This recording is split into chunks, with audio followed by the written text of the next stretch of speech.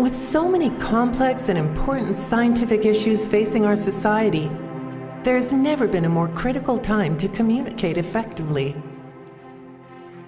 But major hurdles stand in the way of reaching that goal. The news media are fragmented. Sources of scientific information are varied and numerous, raising questions of who should be trusted.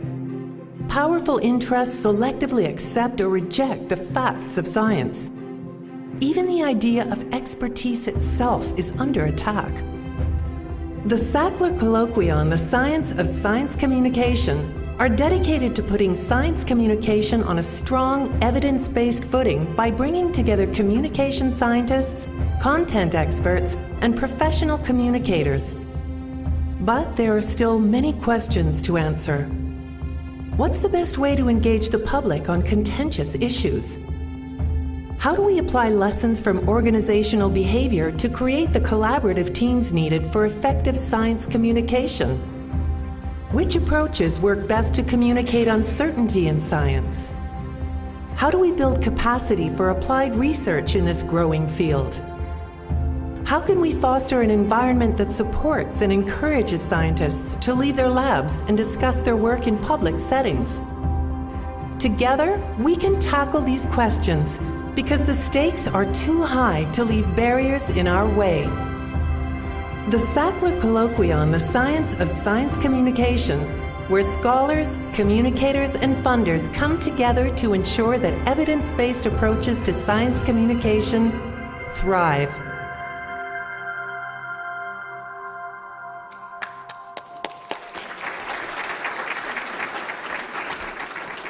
Well, good morning, everybody. Let's try that again. Good morning, everybody. All right, a little energy in the room is a good thing. And look around. Look at how many people are here. Look behind you. Look to your left and your right. This is impressive, and this is important, and it is a huge privilege and pleasure for me to be with you.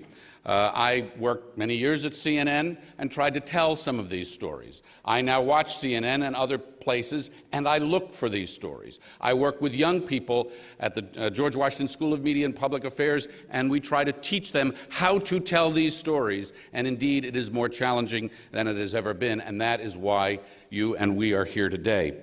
I have a project at GW I started called Planet Forward. It's all about the storytelling around the innovations, the research, the discoveries necessary to move the planet forward. We have our Oscars of our prize, we call it the StoryFest Prize, and one of our prizes is storytelling around science and data. So this is something that's difficult, but critically important. I have a game I play with my students, and we can play it here a little bit, but it doesn't quite resonate the same, because how many parents are in the room? Okay. So our first-year students this year were born in about 2000. It's a little scary. So I have the grandma game that I play with them. I play the grandma game, and I'll start and I'll say, how many of you have a grandma alive? And most of the hands go up. And I'll say, that's great. Let's see who's got the oldest grandma in the room. And we'll go around and we'll go 72 and 82 and 92 and 94. And I'll say, 94, that's an amazing thing. You've come from a great gene pool. If you live to your grandma's age, what year is that? And this is when I discover I have no math majors in the room. And there's this big hesitation, and then suddenly someone will go, oh my God, that's 2094. And I'll go, yeah. And I'll say, how many of you guys someday want kids? And most of the hands will go up. And I'll say, now don't take me too literally here, but I'm going to try to keep the math simple for you. If you were to have your first kid in 2025, although it's probably closer to 2030 now for the freshmen, but if you were to have your kid in 2020, what year would that be if they lived to your grandma's age? And again, we've got this huge kind of hesitation, and finally someone discovers it's 2119. And I'll say to them, do you realize what you just explored and discovered in that little silly game?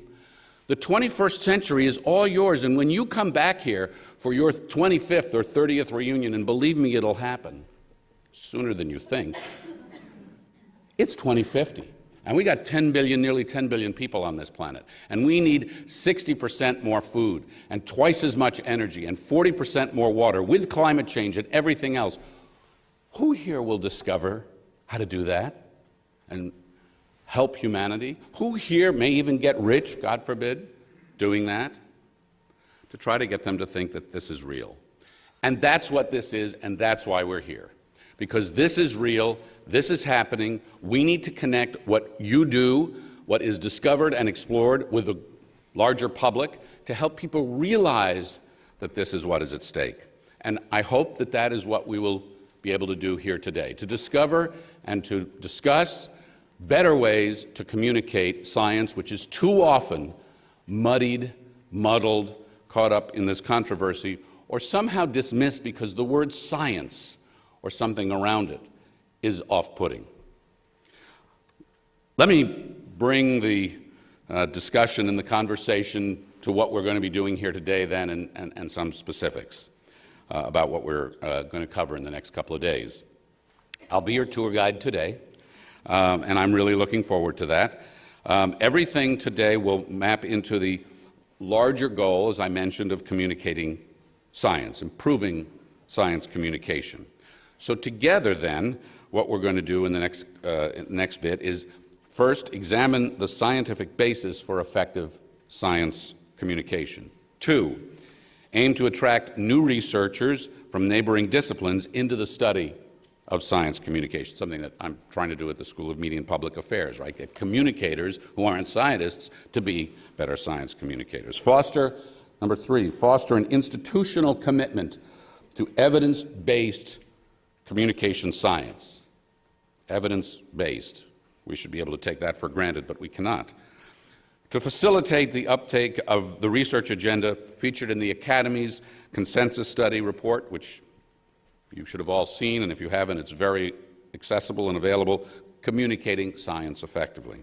Now, throughout both days, we'd like all of you to discuss how current research findings can most effectively be used in the practice of science communication. You'll be doing that here amongst yourselves and with the panelists through questions and all. I'm going to bring our stars on stage very soon, but first, some logistics, which are always really important. We're going to try to be as strict about timing as possible. So, kind of like when I was at CNN, and if I went over too much, somebody would say in my ear, "Wrap." They weren't very subtle about that. Sometimes I ignored them, but at my own peril. But the difference between this colloquium and CNN is that we're not going to tell people to yell at each other. And we won't put up banners, breaking news. We'll leave that for another time. We want to respect your time and the time of all the speakers. So you'll see lights going on here on the stage and elsewhere. For the speakers, if you see red, that means please wrap. If you don't, I will play producer and stand very close to you and give you a gentle, loving nudge to move you along. But that's so that we can get everybody in and get everybody conversing. We'll try throughout all of our sessions to start on time. So be in your seats 5 minutes ahead of time if you don't want to miss stuff, and I will give you some of the time cues throughout the day, especially when we're going to break. Also, in the interest of time, we're going to do short introductions. You can see people's bios in your program, and there's more online.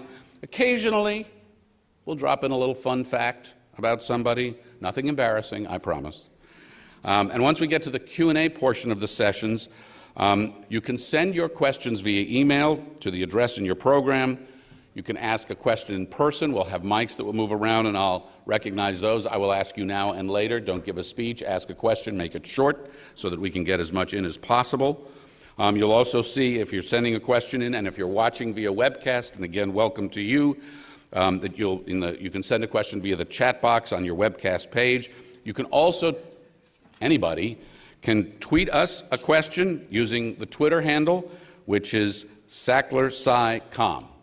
Hashtag SacklerSciComm. Now, due to the size of the audience, as I mentioned, we don't have microphones in the aisles. They'll be moving around. You'll see that when the time is right. So now, let me call our first set of speakers to the stage, Alan Leshner and Baruch Fishoff. And join me in welcoming them as they come up and take their seat. So this is all about, this first session here will be all about the National Academy's Consensus Study Report, Communicating Science Effectively, a Research Agenda. This aspires not only to expand the science of science communication, but also to transform the practice of communicating challenging scientific issues. Communicating challenging scientific issues. So the idea is to enable the uptake of this research agenda by funders, researchers, and communities of practice. The word collaboration is one that we'll hear a lot. Throughout the colloquium, we'll be using the study as a framework for advancing both research and practice in science communication. So Alan's going to start us off here. He's the Chief Executive Officer Emeritus of the American Association for the Advancement of Science, fondly referred to as AAAS. Now, fun fact about Alan, his high school yearbook predicted he would be an Arthur Murray dance instructor. Where'd you go wrong? I failed. I don't think so. I don't think so. He's one of our colloquium organizers. He was chair of the study. He's going to speak.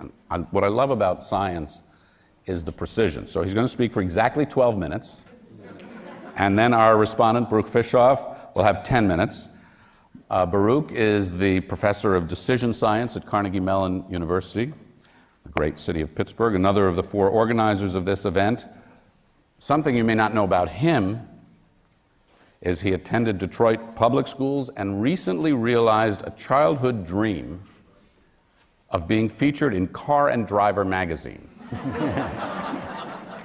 What did you do to get into Car and Driver magazine? I almost got run over by an autonomous vehicle. So you may refer to other fun facts in your programs or online, but Alan will turn it over to you. Thank you.